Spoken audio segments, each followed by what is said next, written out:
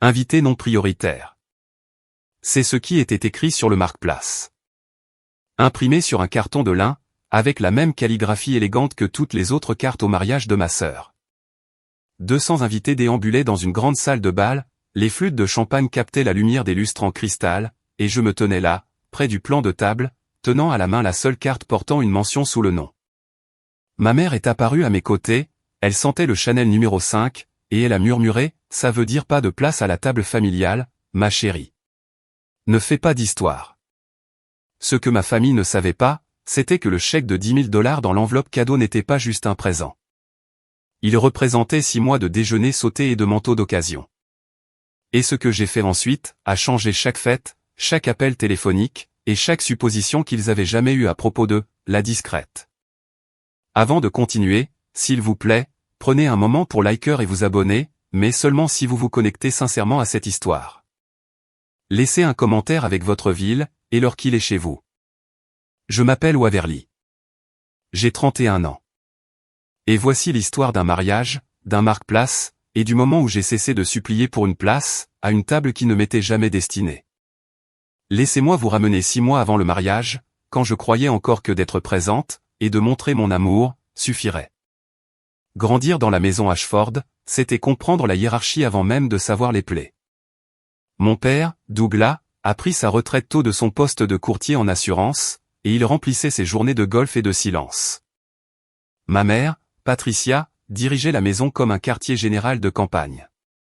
Chaque carte de vœux était soignée, chaque dîner parfait, chaque photo de famille mise en scène pour un maximum d'effet.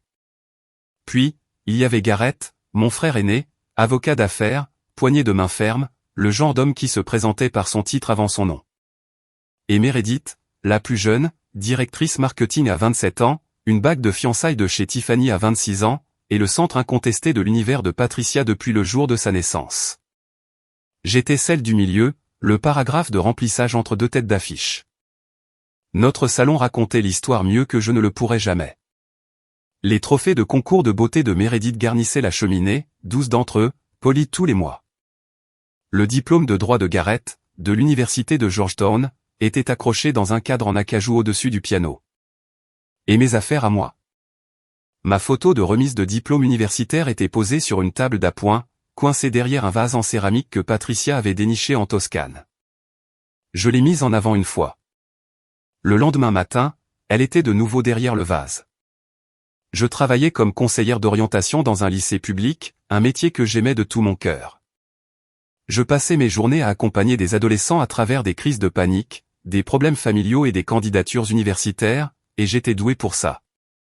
Au printemps dernier, le district m'a nommé conseillère de l'année. J'ai envoyé une photo de la plaque dans notre discussion de groupe familial. Patricia a envoyé un emoji cœur. Garrett l'a laissé, en lu. Meredith n'a jamais ouvert le message. C'était ça, avec les Ashford. L'amour n'était pas quelque chose qu'il donnait librement. Il était alloué.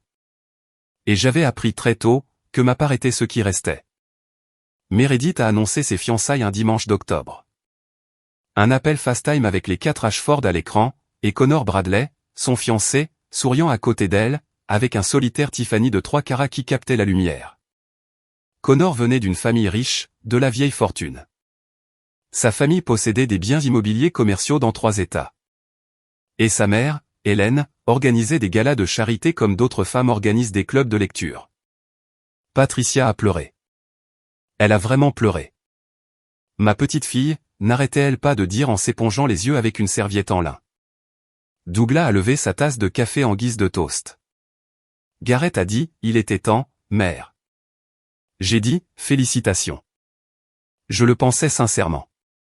Le mariage aurait lieu au Whitmore Estate, un complexe hôtelier 5 étoiles à 1 heure au nord de la ville, le genre d'endroit avec une chapelle en pierre, une salle de bal avec des plafonds de 9 mètres, et un prix qui pourrait couvrir un an de mon loyer. Patricia avait déjà créé un tableau Pinterest partagé avant même la fin de l'appel. Dans les semaines qui ont suivi, j'ai demandé à Meredith comment je pouvais aider. J'ai appelé 2 fois, envoyé 3 SMS. Chaque réponse était la même dérobade polie, viens juste et porte quelque chose de joli. Pas de tâche, pas de rôle, pas d'implication.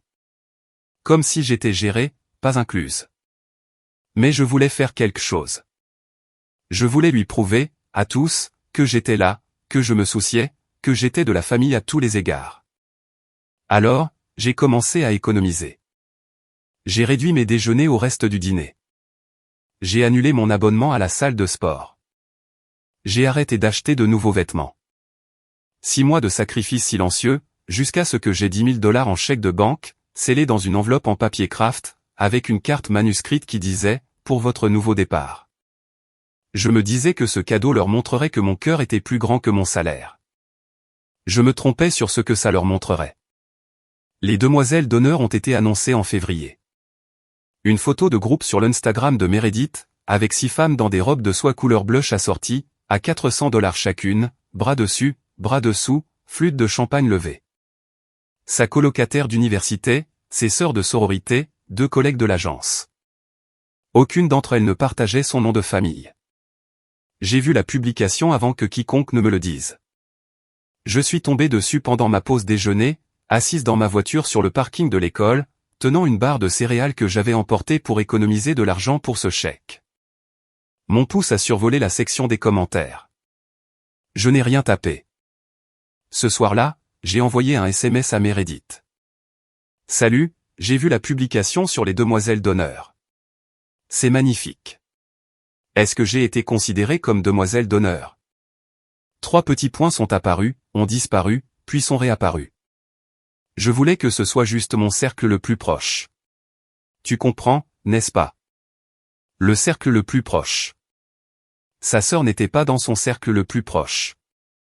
J'ai appelé Patricia, en espérant, je ne sais pas, une certaine indignation de sa part, peut-être un instinct maternel qui se déclencherait. Au lieu de ça, j'ai eu droit, ne ramène pas ça à toi, ma chérie. Meredith a ses raisons. Elle l'a dit comme elle le faisait toujours, assez doucement pour paraître aimante, assez fermement pour me faire taire. Alors, j'ai encaissé.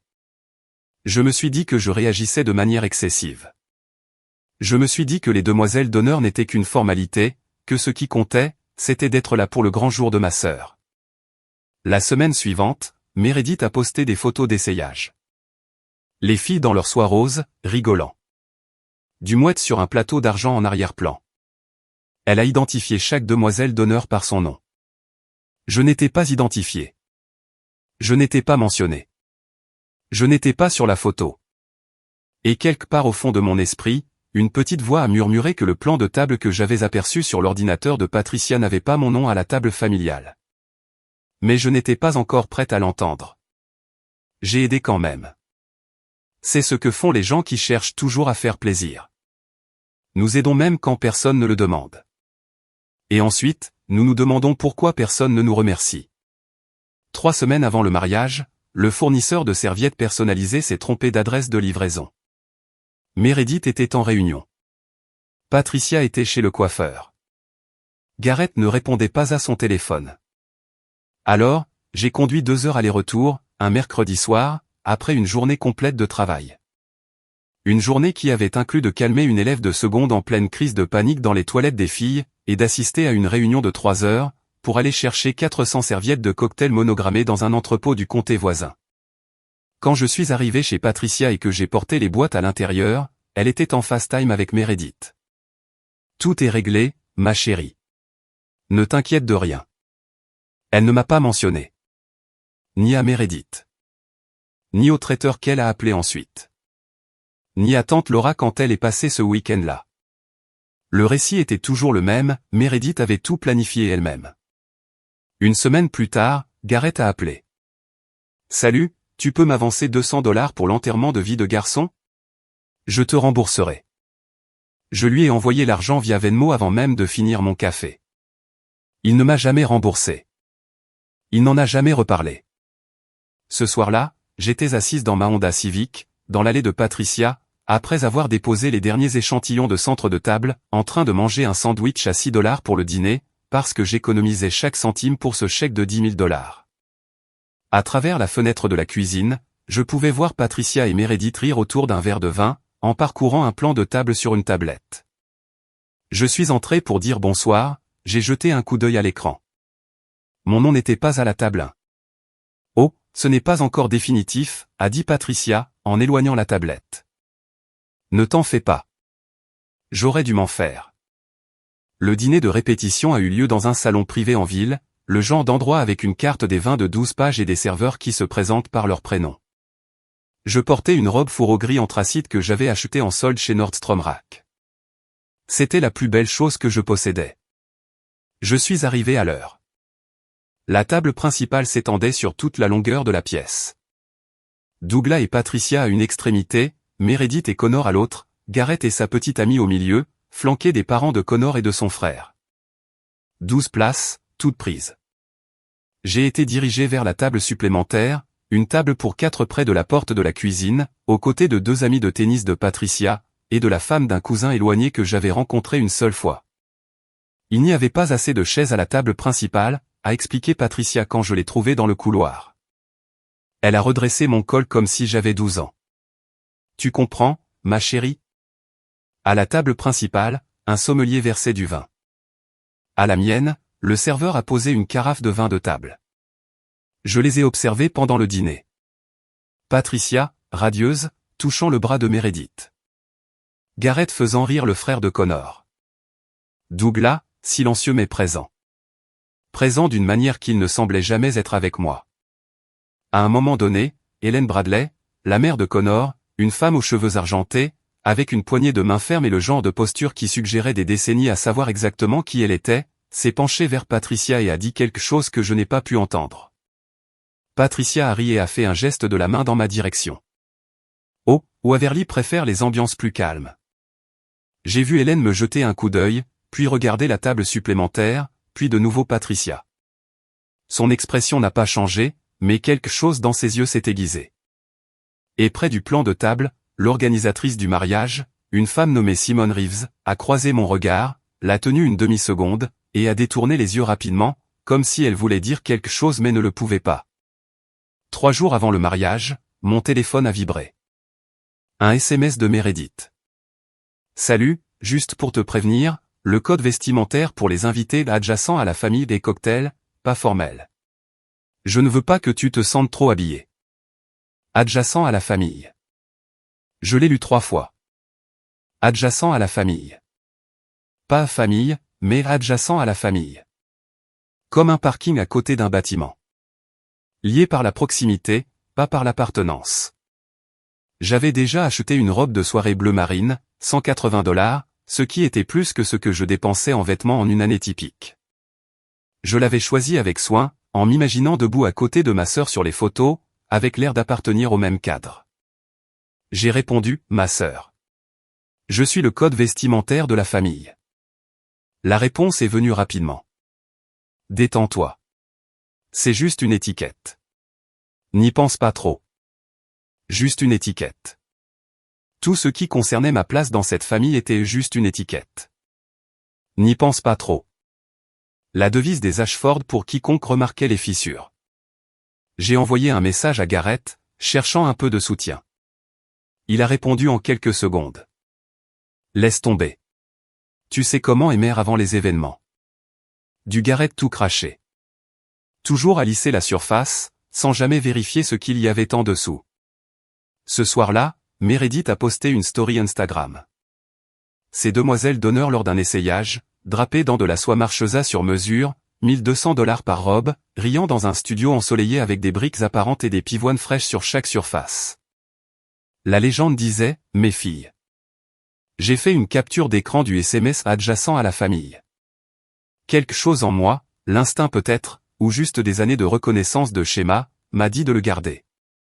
Je ne savais pas pourquoi. Je ne savais pas que je rassemblais des preuves. Je savais juste que le mot adjacent sonnait comme une porte qui se ferme, et je voulais la preuve qu'elle avait un jour été ouverte. Le matin du mariage, je me suis réveillé à 6 heures.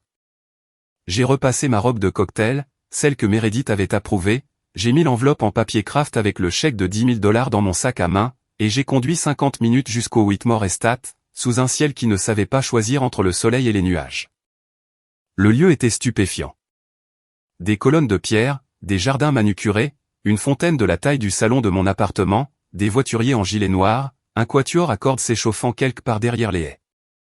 Je me suis dirigé vers la suite de la mariée avec un petit arrangement de roses blanches que j'avais acheté à un stand en bord de route.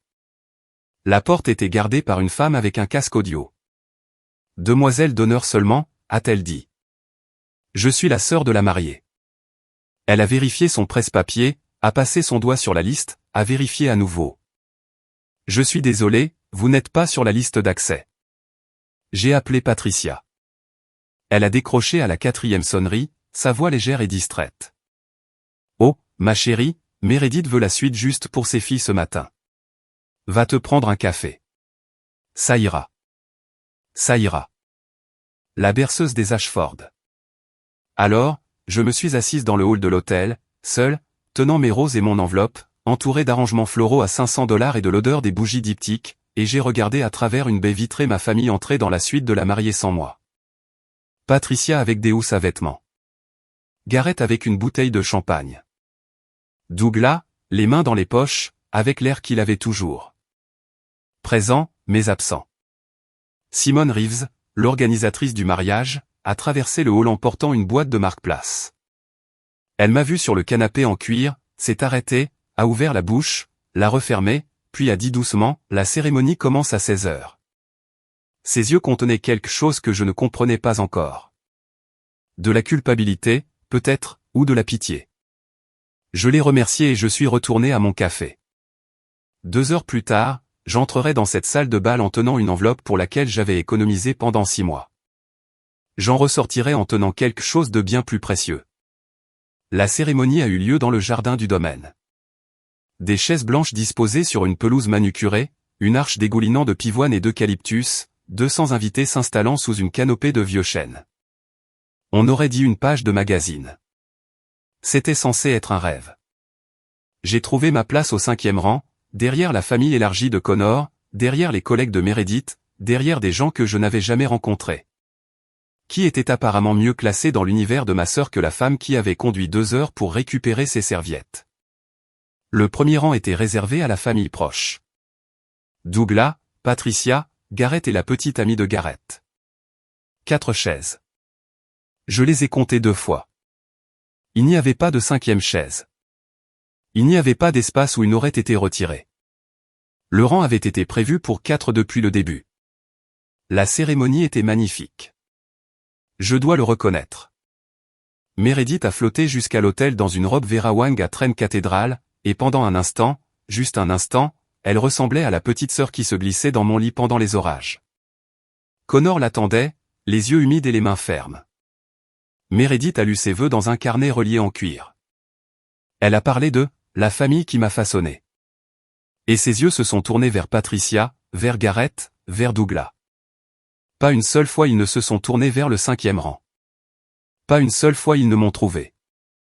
Quand Connor a dit « la famille, c'est tout », j'ai vu Hélène Bradley, sa mère, assise au 2e rang dans un tailleur bleu marine de bon goût, jeter un coup d'œil dans ma direction, juste une seconde. Puis elle a regardé Patricia, et sa mâchoire s'est contractée d'une fraction.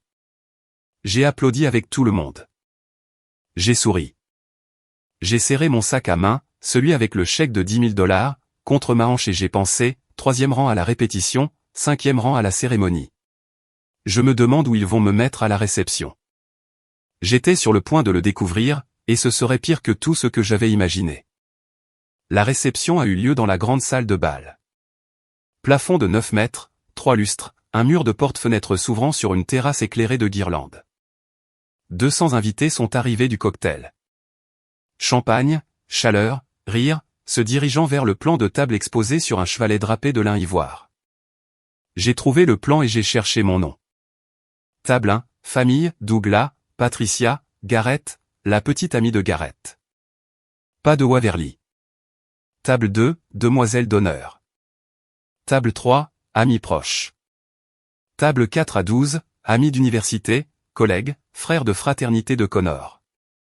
Table 14, dernière sur la liste, la plus proche des portes de la cuisine, Waverly Ashford, invité non prioritaire. Je l'ai relu. Chaque autre carte sur ce plan indiquait un nom. Juste un nom. La mienne était la seule avec une classification imprimée en dessous, en petites italiques précises. Non prioritaire. Comme une étiquette d'expédition. comme une catégorie sur une feuille de calcul. J'ai pris le marque-place en lin, je l'ai tenu entre deux doigts. Le carton était épais, de couleur crème, avec la même calligraphie en relief que toutes les autres cartes de la pièce. Mon nom, magnifiquement rendu, au-dessus d'une désignation qui me réduisait à une marchandise. Patricia s'est matérialisée à mes côtés. Elle sentait le Chanel et le champagne. Ça veut dire pas de place à la table familiale, ma chérie.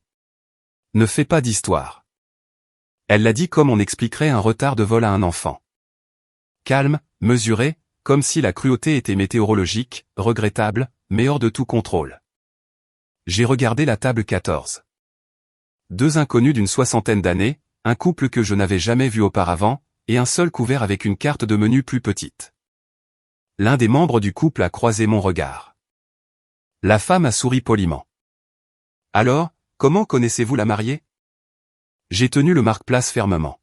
« C'est ma sœur. » Le silence qui a suivi m'a dit tout ce que la carte m'avait déjà dit. Le service du dîner a commencé, et avec lui, la distinction finale. À la table familiale, la table 1, un sommelier en gilet noir a débouché des bouteilles de cabernet de réserve. Des serveurs en veste blanche impeccable ont présenté la première entrée, des coquilles Saint-Jacques poêlées sur un lit de risotto à la truffe. Le plat principal a suivi, filet mignon, queue de homard, une sauce qui captait la lumière des bougies, des rires et des verres qui trinquent. Patricia s'est penchée vers l'épaule de Meredith. Gareth a levé sa flûte de champagne. Douglas mangeait tranquillement, content. À la table 14, un serveur a posé une assiette de poitrine de poulet. Sèche, sans garniture. Une salade d'accompagnement avec une vinaigrette en bouteille. Pas de vin, une carafe d'eau. Quand j'ai jeté un coup d'œil à la carte du menu posée contre le centre de table, un modeste arrangement, 2 fois plus petit que les pivoines de la table familiale, il était écrit « Sélection de repas non prioritaires ». J'ai regardé le serveur. Il était jeune, peut-être 22 ans, clairement mal à l'aise. Les tables non prioritaires ont un forfait menu différent, a-t-il dit. Il ne pouvait pas croiser mon regard. Forfait. Comme si j'avais réservé l'option économique dans un hôtel, sauf que je n'avais rien réservé. On m'avait assigné. J'ai regardé ma famille de l'autre côté de la salle. Patricia riait à quelque chose que Gareth disait, sa broche en diamant captant la lumière du lustre. Meredith s'appuyait contre Connor. Radieuse, intouchable. La nappe de la table 1 était en ivoire. Celle sous mon assiette était en polyester. Personne n'a regardé la table 14. Personne n'a pris de mes nouvelles. Personne ne s'est demandé où était assise la sœur de la mariée, ni pourquoi elle mangeait du poulet pendant que la famille mangeait du homard. Sauf Hélène Bradley, de la table 2. Je l'ai surprise en train de regarder. Elle a dit quelque chose de discret à Connor, qui a haussé les épaules et a répondu quelque chose. Elle n'a pas semblé satisfaite de la réponse. J'ai fouillé dans mon sac à main et j'ai touché l'enveloppe en papier craft. 6 mois, déjeuner sauté, tout d'occasion. $10 000 pour des gens qui ne me garderaient pas une chaise. J'ai posé ma fourchette. Je savais ce que je devais faire. Je me suis levé de la table 14, j'ai plié ma serviette 1 fois, 2 fois, et je l'ai posée à côté de mon poulet intact. Le couple en face de moi a levé les yeux. Je leur ai fait un petit signe de tête et je me suis dirigé vers la table des cadeaux. Elle se trouvait le long du mur du fond de la salle, drapée de satin blanc, empilée de boîtes emballées en argent et en or. Des enveloppes de toute taille, nichées entre des vases de roses blanches. J'ai trouvé mon enveloppe immédiatement, du papier craft au milieu de tout ce scintillement. Simple et honnête, comme je l'avais toujours été dans cette famille. Je l'ai prise, j'ai ouvert le rabat, j'ai sorti le chèque de banque, $10 000, à l'ordre de Meredith Ashford, et je l'ai plié 2 fois, puis je l'ai glissé dans la poche intérieure de ma veste. Quelques invités près de la table ont remarqué. Une femme avec une flûte de champagne a interrompu son geste. 2 hommes en costume ont tourné la tête. Puis j'ai entendu des talons, rapides, secs, sur le sol en marbre derrière moi. « Qu'est-ce que tu fais ?» Le murmure de Patricia était un sifflement, ses doigts se refermant sur mon poignet. J'ai regardé sa main, puis son visage. Puis j'ai fouillé dans mon sac à main, j'ai sorti le marque-place en lin, et je l'ai posé sur la table des cadeaux, là où se trouvait l'enveloppe. Puisque je ne suis qu'une courtoisie, ai-je dit, ceci l'est aussi. La bouche de Patricia s'est ouverte. Rien n'en est sorti. Je me suis retourné et j'ai marché vers les portes de la salle de bal, les talons stables sur le marbre. Sans courir, sans larmes, les épaules droites, de la même manière que j'apprends à mes élèves à se tenir quand le couloir semble trop long et trop bruyant. Derrière moi, la salle de bal était devenue silencieuse. 200 invités, et pour la première fois de la soirée, chacun d'eux regardait la chaise vide de la table 14. Mais j'étais déjà de l'autre côté des portes. Le stand du voiturier était à 50 mètres de l'entrée de la salle de bal. J'avais fait la moitié du chemin quand le cliquetis a commencé derrière moi. Des talons sur la pierre, rapides et irréguliers. Le son d'une femme qui court dans une robe non conçue pour la course. Waverly. Arrête-toi. C'était Meredith. Sa robe Vera Wang traînait sur le chemin de gravier, la traîne cathédrale ramassant la poussière et les petits cailloux. Son visage était rouge, son voile de travers. Derrière elle, Patricia et Douglas sont sortis. Patricia marchant à grandes enjambées. Douglas traînant derrière, les mains le long du corps, comme un homme qui préférerait être n'importe où ailleurs. Garrett se tenait dans l'embrasure de la porte, une flûte de champagne à la main, en train de regarder. Mais qu'est-ce que c'était que ça, m'a atteinte Meredith, à bout de souffle. Tu ne peux pas simplement reprendre un cadeau. Tu nous mets dans l'embarras. Patricia est arrivée ensuite, une main pressée contre sa broche Chanel comme pour se contenir. Rentre tout de suite.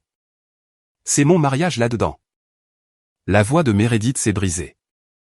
J'ai ouvert la portière de ma voiture, une Honda Civic de 2019 garée entre une BMW et une Mercedes, la chose la moins chère du parking, et je me suis tourné pour leur faire face. Vous m'avez étiqueté non prioritaire à votre mariage. Vous m'avez assise à côté d'inconnus. Vous m'avez servi un repas différent. Vous ne me vouliez pas dans la suite de la mariée ce matin. J'ai gardé une voix égale. Le cadeau était la seule chose de moi que vous vouliez, alors vous pouvez comprendre pourquoi je le reprends. Tu réagis de manière excessive, a dit Patricia. Vraiment? Alors dis-moi de qui venait l'idée de elle invitée non prioritaire. Le parking est devenu silencieux. Un voiturier a fait semblant de regarder son téléphone. Patricia a regardé Meredith. Meredith a regardé le gravier. C'est ce que je pensais. Je suis monté dans la voiture, j'ai fermé la portière, j'ai démarré le moteur. Dans le rétroviseur, Meredith se tenait dans une robe de mariée à $10 000, striée de saleté. Patricia criait quelque chose que je ne pouvais plus entendre. Et Garrett, toujours dans l'embrasure de la porte, sirotant son champagne. J'ai conduit. À ce moment-là, j'étais assise dans ma voiture sur ce parking, les mains tremblantes sur le volant. Et je n'arrêtais pas de penser, avais-je tort? Étais-je celle qui faisait une scène? Parce que c'est ce qu'il m'avait appris à croire pendant 31 ans. Laissez-moi vous poser cette question, si quelqu'un vous étiquetait le non prioritaire au mariage de votre propre sœur, l'imprimait sur une carte pour que tout le monde le voie, seriez-vous resté ou auriez-vous fait exactement ce que j'ai fait? Dites-le moi dans les commentaires. Et si cette histoire vous touche, abonnez-vous, car ce qui s'est passé ensuite, c'est là que ça devient sérieux. Je me suis réveillé le lendemain matin avec 47 messages non lus et 12 appels manqués. Mon appartement était calme. Un 2 pièces, propre, modeste, une tasse de chez Trader Joe's sur le comptoir, et des coupons de réduction épinglés au réfrigérateur avec des aimants que j'avais collectionnés lors de sorties scolaires. Ce n'était pas glamour, mais c'était à moi. Et ce matin-là, cela ressemblait au seul périmètre de sécurité qui me restait. J'ai parcouru les messages comme on regarderait un accident de voiture. Patricia, 23h47, tu as ruiné le mariage de ta sœur. J'espère que tu es contente.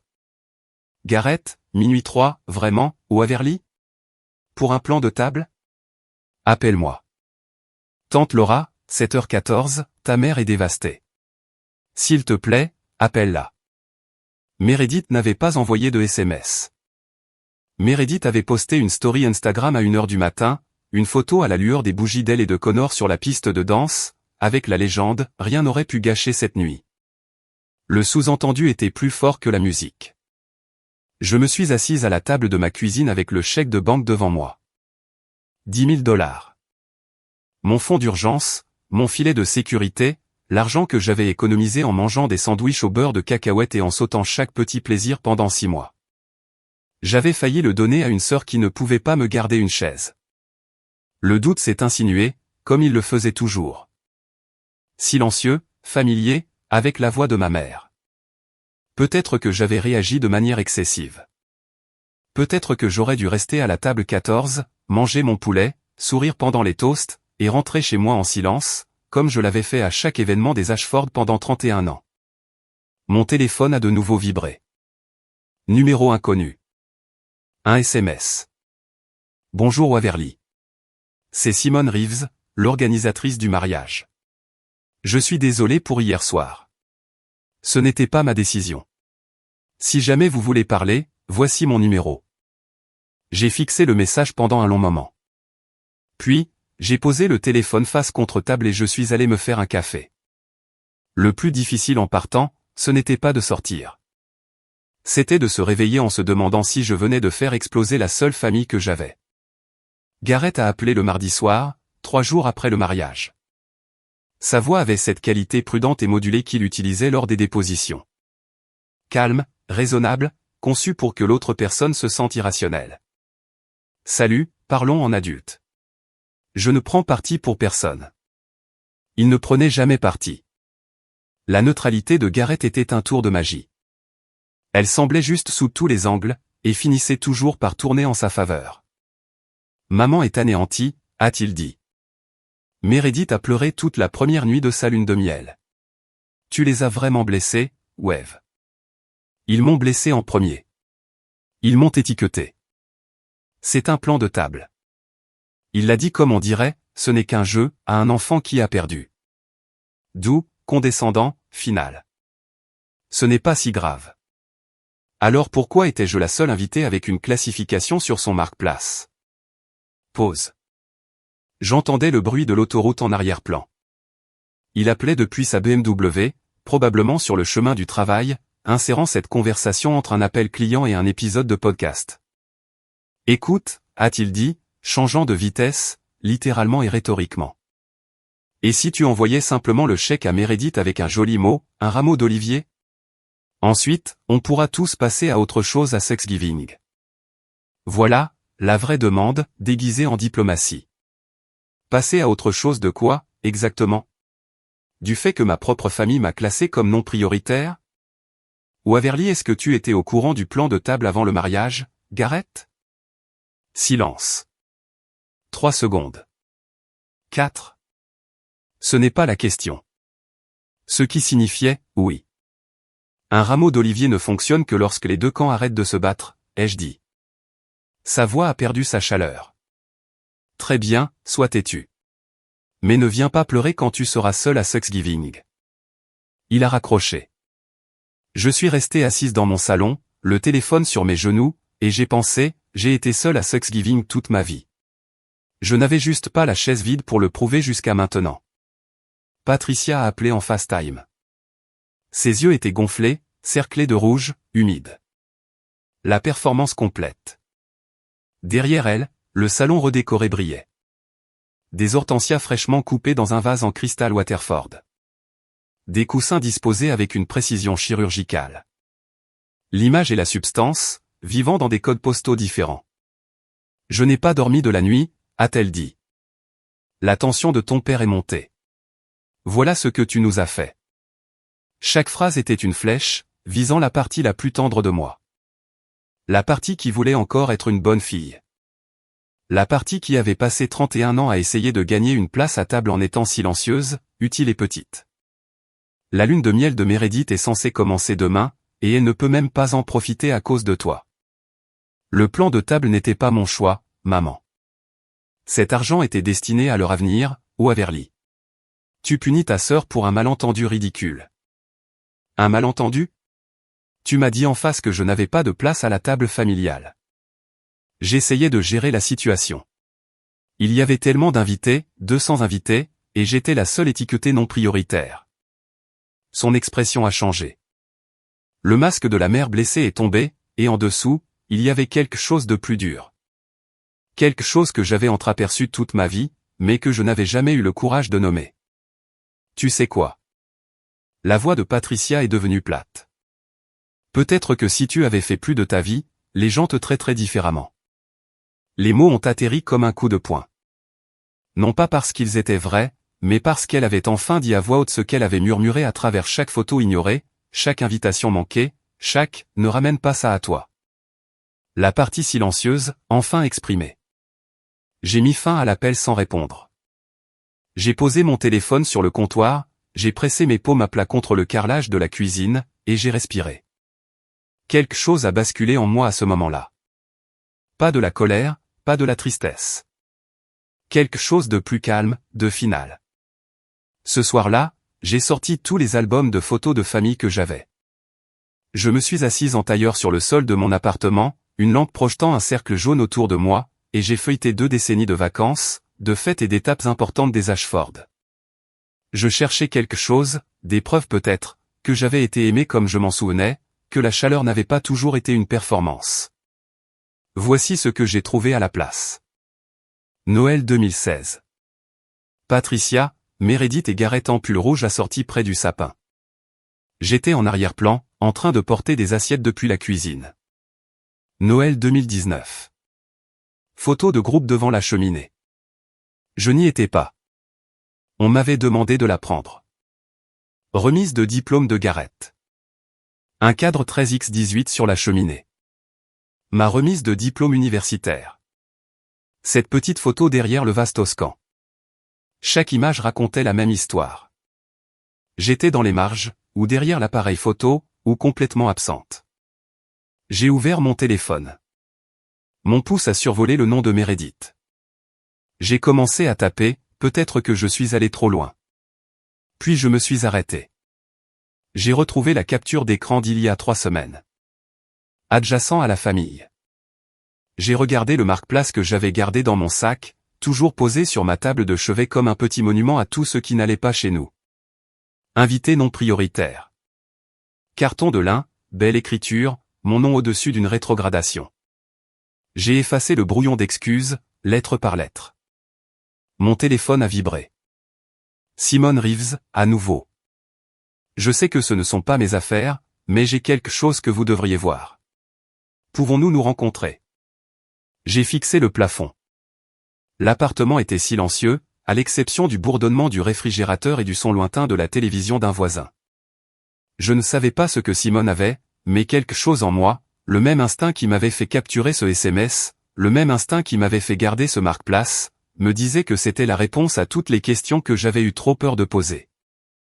J'ai répondu par SMS, quand et où? Nous nous sommes rencontrés dans un petit café de l'East Side. Table en bois de récupération, briques apparentes, le genre d'endroit où chaque latte a une fougère dessinée dans la mousse. Simone était déjà là quand je suis arrivé, assise dans un coin avec un ordinateur portable ouvert et une tasse qu'elle n'avait pas touchée. Elle ressemblait à une femme sur le point de franchir une ligne professionnelle, et elle le savait. Je fais des mariages depuis 12 ans, a-t-elle dit alors que je m'asseyais. J'ai vu des drames familiaux, des toasts passifs-agressifs, des oncles ivres, des ex qui débarquent sans être invités. Mais ce qu'ils vous ont fait, c'était délibéré.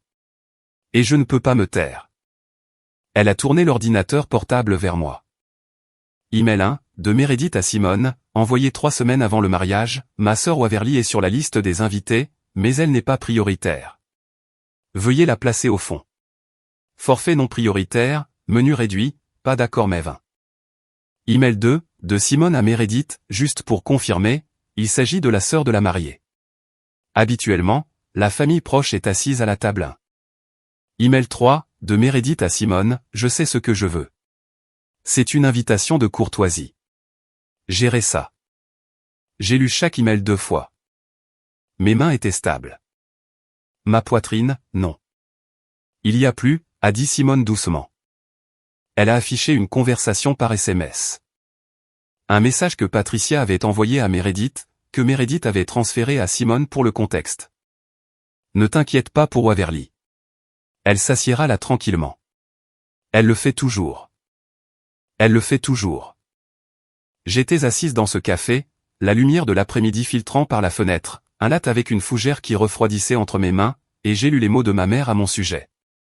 De la manière dont on lirait le diagnostic d'un médecin, avec la clarté sinistre de quelqu'un qui a enfin un nom pour sa douleur. Je suis désolé, a dit Simone. J'ai secoué la tête. Ne le soyez pas. C'est la première fois en 31 ans que je ne me sens pas folle. Je suis rentré chez moi avec les emails de Simone sauvegardés sur mon téléphone, et des copies imprimées dans un dossier manie sur le siège passager. Le café était à 20 minutes de mon appartement, et j'ai passé chacune de ces minutes en silence. Pas de radio, pas de podcast, aucun bruit. Quand je suis arrivé, je me suis assise à la table de ma cuisine et j'ai ouvert 2 ans de discussion de groupe familial. Avec les preuves de Simone comme prisme, tout paraissait différent. Pas nouveau, juste enfin net. Avril de l'année dernière, le dîner d'anniversaire de la petite amie de Gareth. Oublié de le mentionner, mais c'est ce soir chez Marchetti, à 19h. J'ai reçu le SMS à 18h45. Le temps que j'arrive, ils étaient déjà au dessert. Thanksgiving. Patricia a envoyé le plan de table par email au comité d'organisation, Meredith et Gareth. J'ai appris mon plat à signer, le gratin de haricots verts, chaque année, celui que personne ne touchait, par un message transféré 3 jours avant. Noël, la photo de famille dont je me souvenais. Celle prise pendant que j'étais dans la cuisine à rincer des assiettes. Personne ne m'a appelé. Personne n'a attendu. J'ai tout noté dans un carnet. Encre bleue sur papier jaune, pas pour monter un dossier contre eux. J'avais passé ma carrière à apprendre aux élèves à identifier les schémas dans leur propre vie, à faire la distinction entre une mauvaise journée et une mauvaise dynamique. Ce n'était pas une mauvaise journée. C'était une architecture. Ma famille avait construit une structure sans place pour moi à l'intérieur, et j'avais passé 3 décennies à meubler le couloir. Les emails de Simone étaient la preuve tangible. Le schéma était l'image complète. Quelque part entre la 2e et la 3e page de notes, j'ai arrêté d'écrire et j'ai posé le stylo. J'ai réalisé que je n'avais pas besoin que ma famille admette qu'elle avait tort. J'avais besoin d'arrêter de me dire qu'ils avaient raison. J'ai fermé le carnet et je l'ai posé sur le dossier manille. Puis j'ai préparé le dîner, un vrai dîner, avec un verre de vin et une assiette. Je me suis réellement assise pour manger, pour la première fois depuis des mois. Hélène Bradley a appelé l'après-midi suivant. Je n'ai pas reconnu le numéro, mais la voix était sans équivoque. Mesurée, du sud, chaude comme les l'argenterie ancienne, avec un certain poids. Waverly, c'est Hélène, la mère de Connor. J'espère que je ne suis pas indiscrète. Pas du tout. Je vais être honnête avec vous.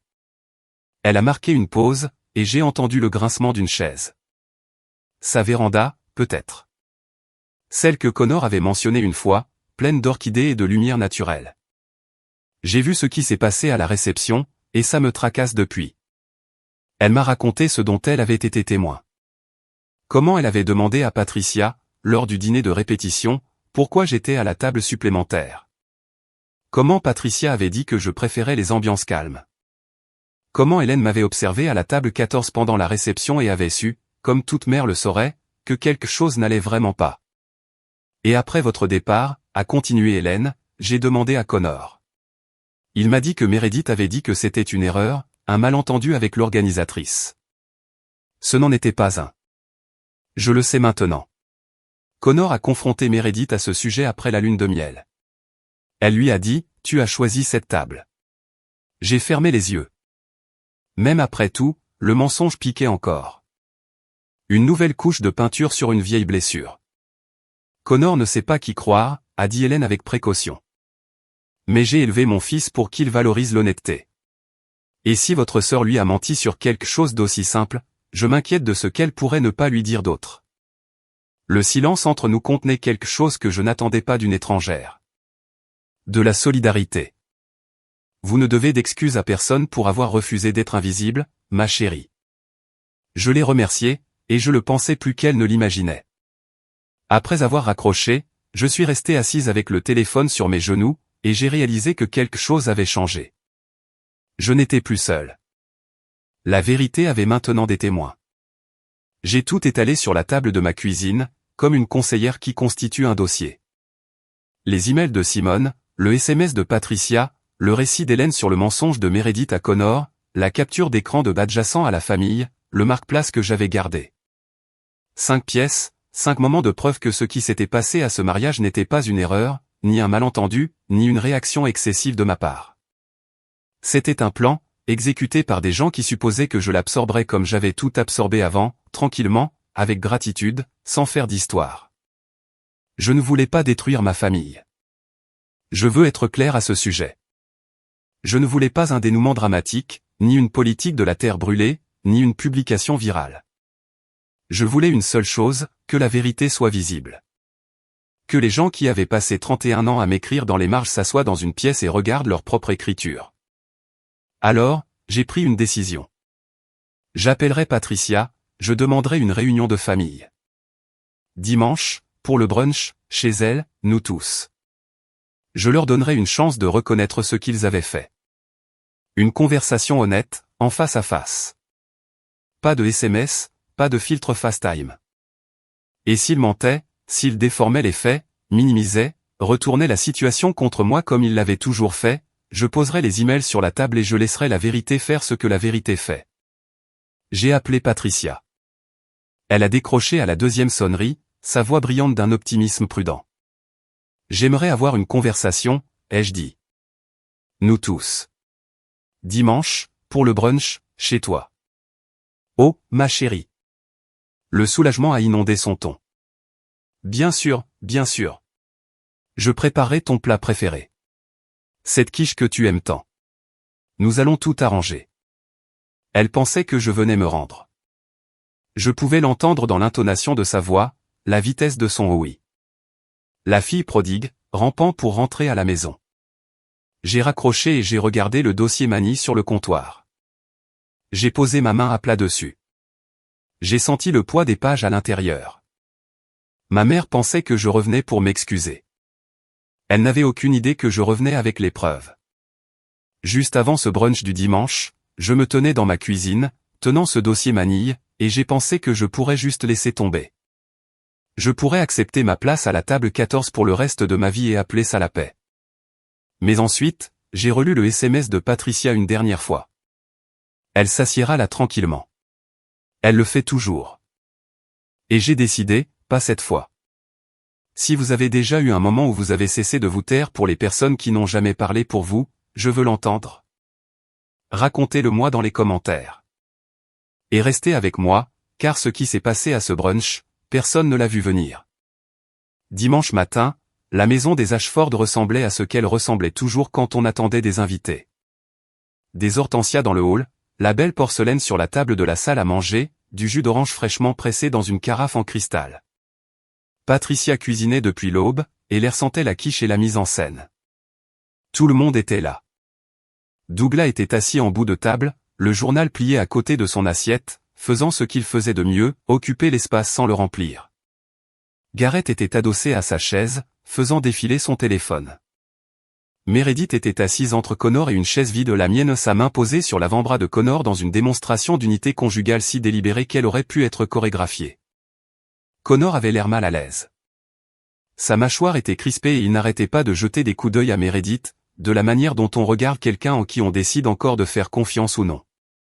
Je suis arrivé à 10 heures précises, le dossier Mani dans mon sac, son poids contre ma hanche. Patricia m'a accueilli à la porte avec une étreinte. Chaleureuse, longue, théâtrale. Je suis si contente que tu sois venue, ma chérie. Mettons tout ça derrière nous. Content de voir que tu fais preuve de maturité, a dit Gareth sans lever les yeux de son téléphone. Meredith a offert un sourire pincé.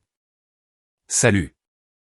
Je me suis assise, j'ai étalé la serviette sur mes genoux, j'ai posé mon sac par terre à côté de ma chaise, le dossier à l'intérieur. Patricia a servi la quiche, a versé le jus, a tout arrangé avec la précision d'une femme qui croyait que si la table avait l'air parfaite, la famille le serait aussi. Connor s'est tourné vers moi. Salut Waverly, je suis désolé pour le plan de table. Meredith m'a dit que c'était une erreur. J'ai regardé Connor, puis Meredith. Elle était soudainement très intéressée par sa quiche. Tout le monde à cette table pensait que j'étais venu pour capituler. Ils répétaient déjà leur gracieuse acceptation. Patricia a commencé avec un scénario que j'aurais pu écrire dans mon sommeil. Waverly, nous t'aimons. La famille pardonne. C'est ce que nous faisons. Elle a tendu la main par-dessus la table et a serré la mienne. Parlons de la façon dont nous allons avancer. Avancer. L'euphémisme des Ashford pour « tu t'excuses, nous oublions, rien ne change ». Je pense que Waverly sait qu'elle est allée un peu loin à la réception, a dit Garrett, posant sa fourchette avec l'autorité décontractée d'un homme habitué à contrôler les pièces. Pour information, reprendre un cadeau lors d'un événement public pourrait techniquement être considéré comme le vol d'un don conditionnel dans certaines juridictions. Je ne dis pas que c'en est un, mais, Garrett, ai-je dit en levant la main. Ne fais pas ça. Meredith a enchaîné, sa voix empreinte de blessure, j'ai planifié ce mariage pendant un an entier, et la seule chose que tout le monde retient, c'est ma sœur qui attrape une enveloppe sur la table des cadeaux. Patricia a hoché la tête. Dis juste que tu es désolé, rends le chèque, et nous oublierons ce qui s'est passé. On repart à zéro. J'ai laissé le silence s'installer un moment. Je les ai laissés penser qu'ils gagnaient. Puis j'ai posé ma fourchette, je me suis essuyé les mains sur la serviette, et j'ai dit, avant de dire quoi que ce soit, je veux poser une question. La table s'est immobilisée. Même Douglas a levé les yeux de son assiette. De qui venait l'idée de m'étiqueter invité non prioritaire? Silence. Le genre de silence qui s'installe quand tout le monde dans la pièce connaît la réponse et que personne ne veut la dire. Patricia a regardé Meredith. Meredith a regardé Douglas. Douglas a regardé le journal qu'il avait déjà fait semblant de lire. C'était une catégorie de placement, a finalement dit Meredith. L'organisatrice l'a suggéré. Le mensonge a atterri sur la table comme une assiette lâchée de haut. Net, tranchant, sans équivoque. Je leur avais donné une chance de dire la vérité. Ils ont choisi le mensonge. Alors, j'ai pris mon sac. J'ai ouvert le dossier Manille et j'ai placé 3 pages imprimées sur la table, une par une, entre le plat de quiche et la carafe en cristal. La première page, l'email de Meredith à Simone Reeves, envoyé 3 semaines avant le mariage.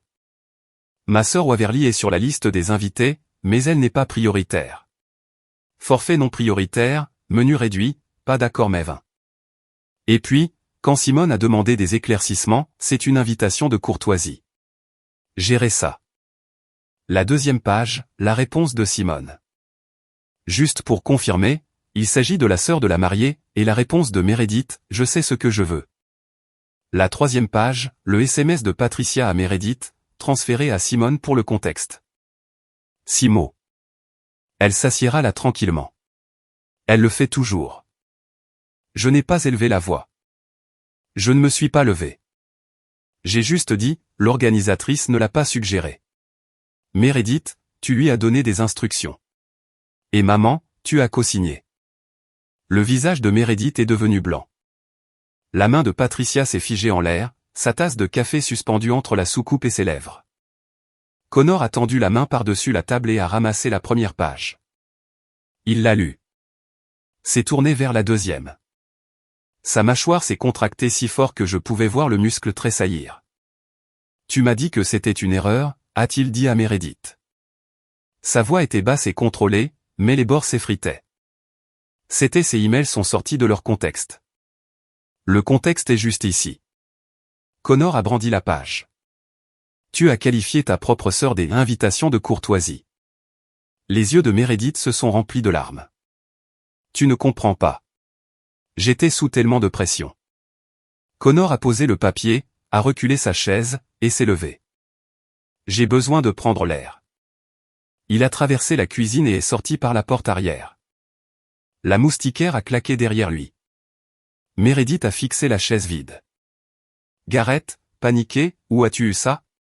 C'est une violation c'est un email d'un fournisseur que ta sœur a engagé, ai-je dit. Il n'y a pas de violation, juste la vérité. Patricia a été la première à essayer de reconstruire le mur. Ces emails ne signifient pas ce que tu penses. J'essayais juste de gérer quoi, ai-je dit. Moi? Tu m'as géré jusqu'à la table 14, avec un menu différent, à côté de gens qui ne savaient pas que j'étais la sœur de la mariée. Ce n'était pas comme ça. Meredith voulait une certaine esthétique pour la soirée. Et la voix de Douglas a retenti. Calme, fatiguée, mais présente. Pleinement présente pour la première fois depuis des années. Patricia, est-ce que c'est vrai? Elle s'est tournée vers lui, troublée. Bien sûr que non. Enfin, pas comme ça. Pas de la manière dont elle le présente.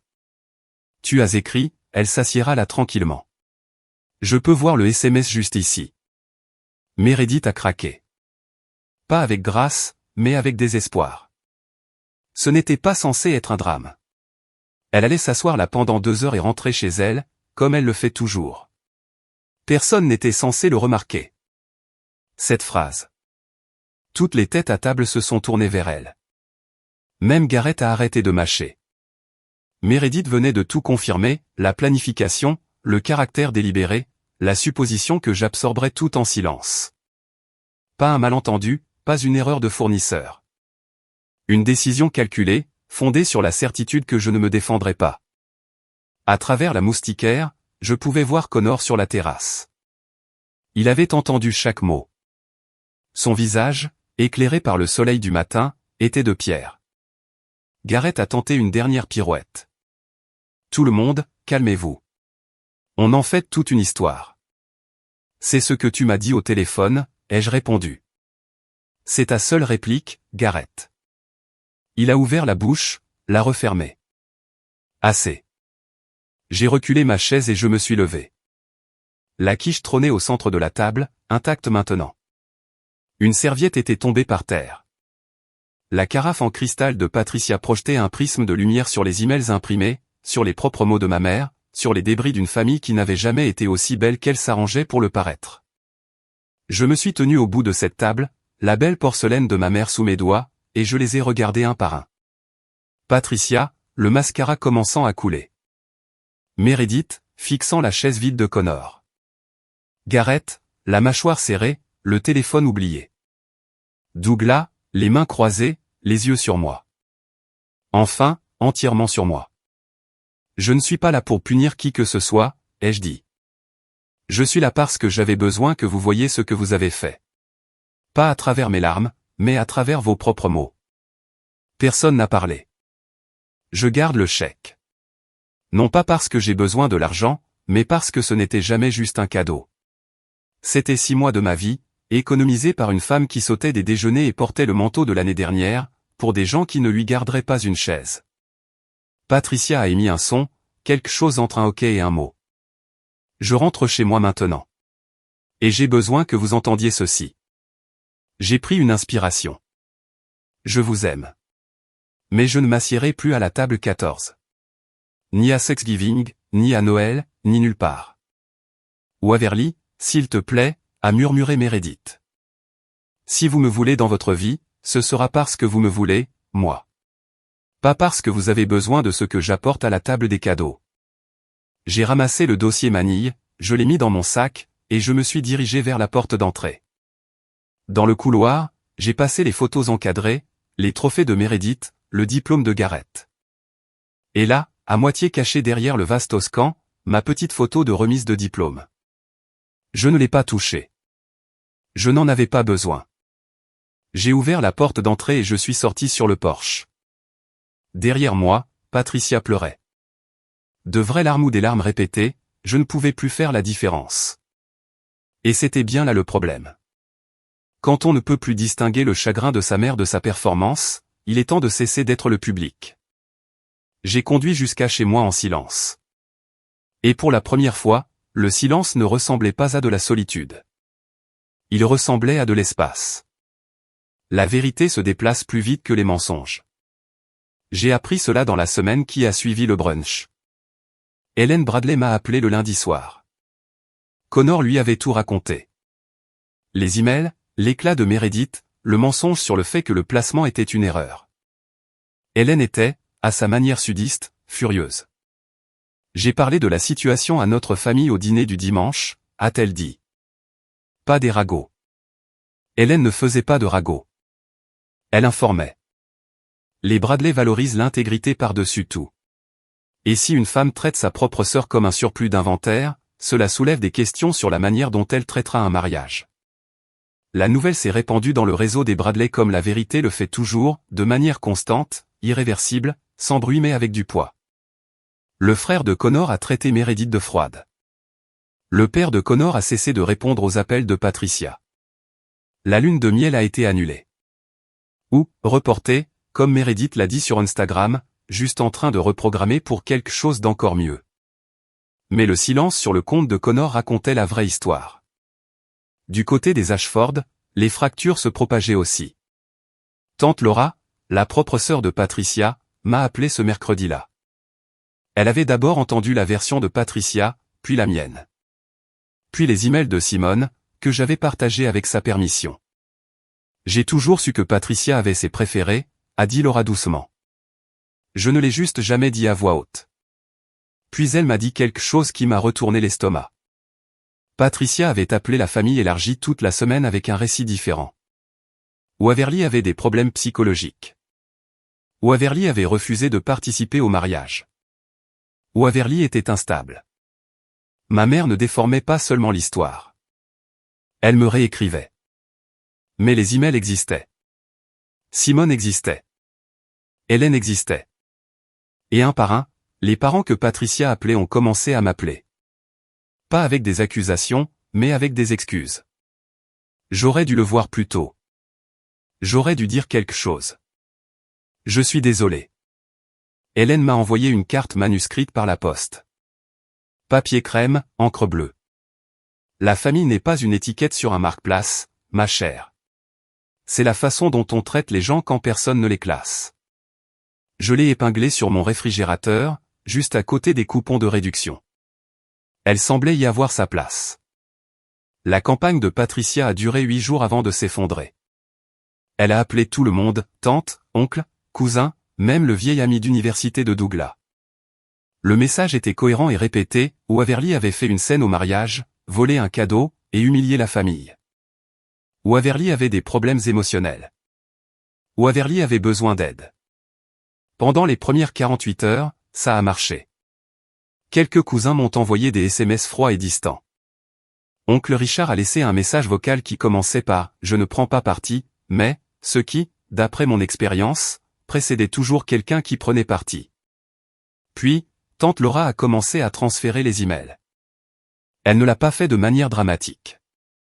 Elle a simplement répondu au fil de discussion familiale de Patricia, celui que Patricia avait intitulé « Pour prendre des nouvelles de Waverly », avec les emails de Simone en pièces jointes et une seule ligne « Est-ce que quelqu'un a vu ça ?» Le fil est resté silencieux pendant 6 heures. Puis il a explosé. Les cousins qui m'avaient jugé par SMS m'envoyaient maintenant des messages choqués.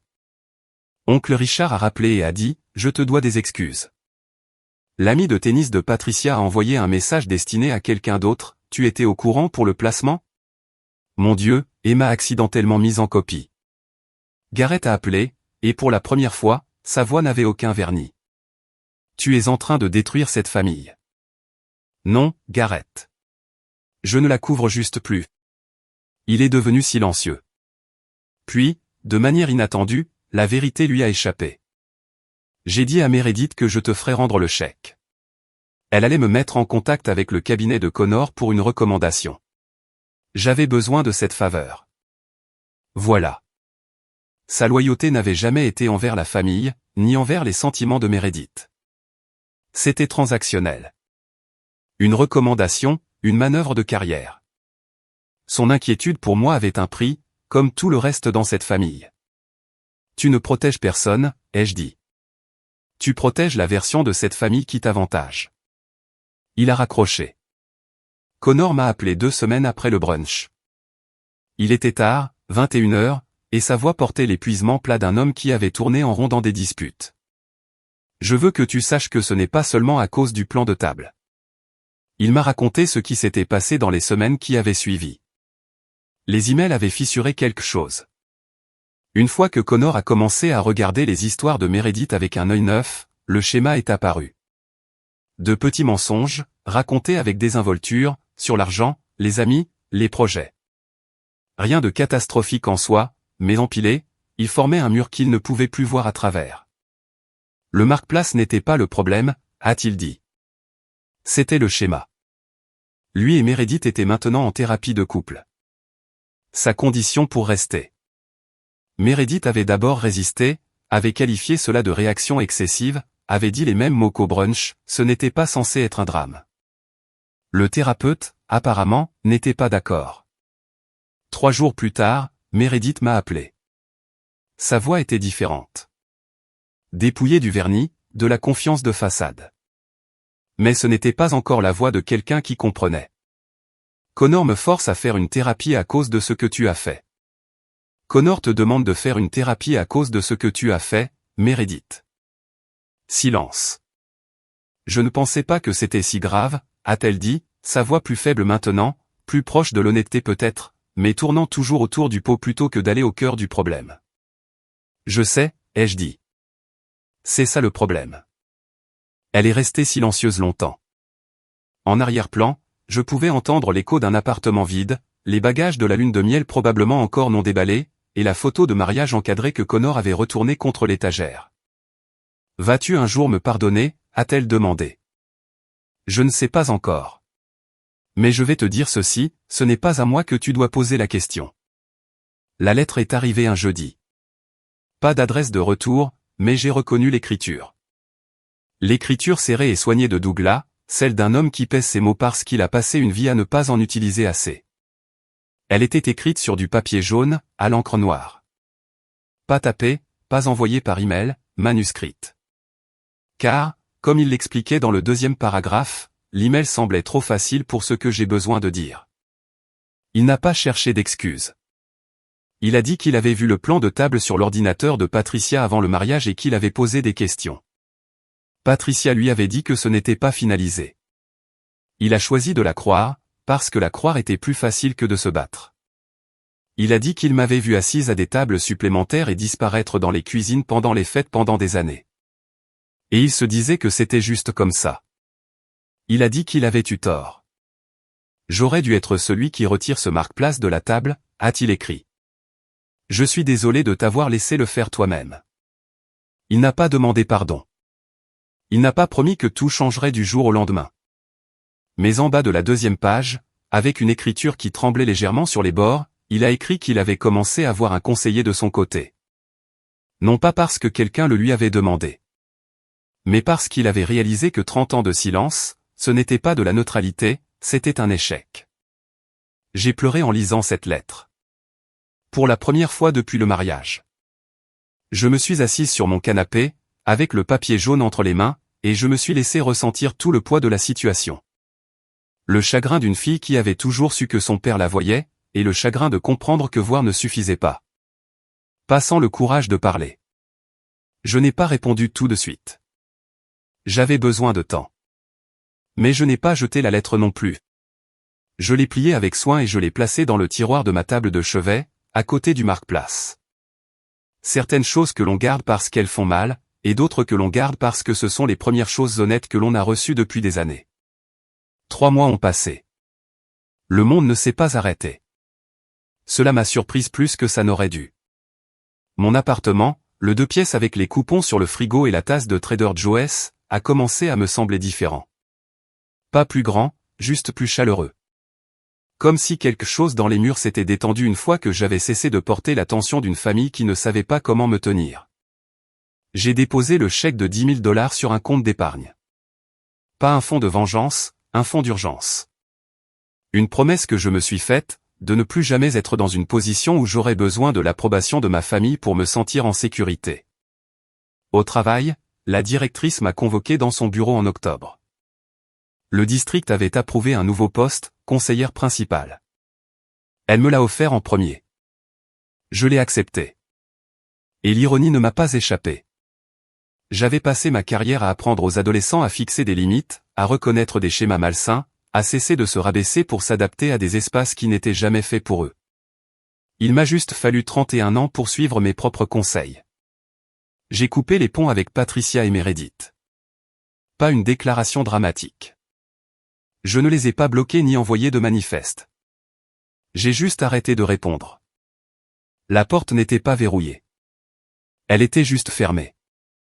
Garrett a appelé une fois. Des excuses formelles. Les mots justes, le ton creux. Il avait entendu par tante Laura que la famille élargie prenait ses distances avec Patricia, et soudain, le remords est devenu pratique. Je l'ai remercié, j'ai été brève.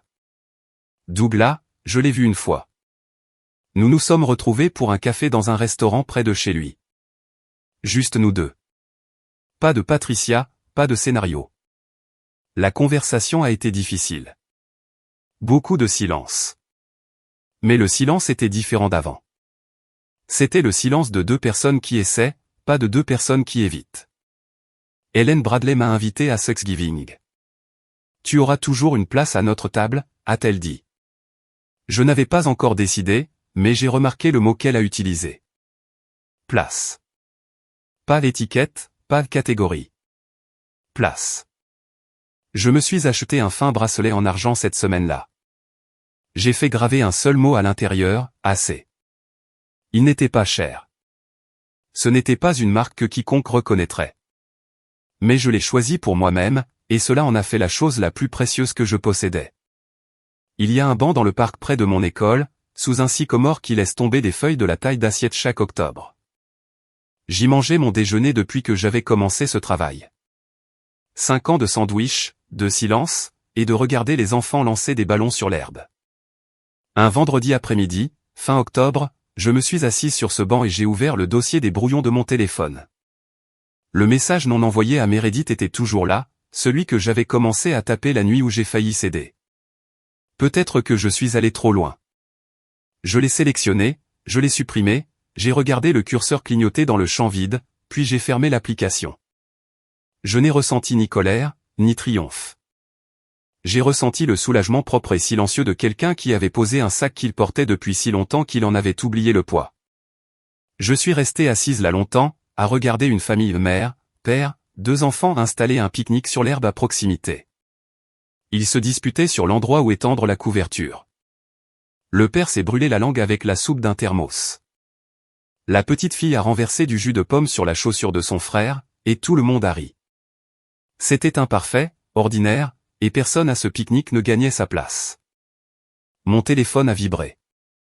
Simone Reeves. J'espère que vous allez bien. La famille de ma nouvelle cliente vient de m'appeler au sujet des plans de table pour un mariage d'hiver. Je leur ai dit que chaque invité reçoit le même couvert, le même menu. Point. Pas de catégorie. Je pensais que vous aimeriez le savoir. J'ai souri. Le premier vrai sourire, complet et simple, depuis des mois. Je n'ai pas changé la carrière de Simone. Elle a changé la sienne. Mais peut-être que ce qui m'est arrivé, ce que j'ai refusé d'accepter, lui a donné une raison de tracer une ligne qu'elle n'avait pas tracée auparavant. Les effets d'entraînement. On ne sait jamais quelle pierre les déclenche. J'ai fermé mon téléphone, j'ai levé le visage vers le sycomore, et j'ai respiré. Je garde le marque-place dans le tiroir de mon bureau à la maison. En bas à gauche, sous une pile de vieux plans de cours et une agrafeuse cassée que je dois remplacer. Je l'ai sorti hier soir, je l'ai tenu sous la lampe de bureau, et je l'ai regardé comme on regarderait une vieille cicatrice. Pas avec douleur, mais avec l'étrange respect que l'on développe pour les choses qui vous ont changé. Carton de lin, couleur crème, calligraphie élégante, la même main qui a écrit chaque autre marque-place à ce mariage. Waverly Ashford. Et en dessous, en plus petites italiques, invité non prioritaire. Belle qualité de production, présentation impeccable. Les Ashford ont toujours su rendre la cruauté coûteuse. Je ne l'ai pas déchiré, je ne l'ai pas brûlé. Je l'ai glissé dans un journal que je garde sur mon étagère, un mince carnet relié en cuir que je me suis acheté le mois dernier, et je l'ai utilisé comme marque-page. Page 1, chapitre 1. Cette carte était censée me dire ma place. Au lieu de ça, elle marque le moment où j'ai choisi de la quitter. Si vous êtes arrivé jusqu'ici, et que quelque part dans votre vie il y a une table 14, un marque-place avec votre nom, et une étiquette en dessous qui vous dit que vous êtes moins, que vous êtes en plus, que vous êtes non prioritaire, je veux que vous sachiez quelque chose. Vous n'êtes pas non prioritaire. Vous ne l'avez jamais été. Et les gens qui vous ont fait croire cela, ils n'étiquetaient pas votre valeur. Ils révélaient la leur. J'ai fermé le journal et je l'ai posé sur l'étagère. À côté, dans un simple cadre noir, était accrochée ma plaque de conseillère de l'année. Pas sur une cheminée derrière un vase, pas à moitié cachée dans un couloir. En plein centre, dans ma propre maison, sur mon propre mur. Je m'appelle Waverly Ashford.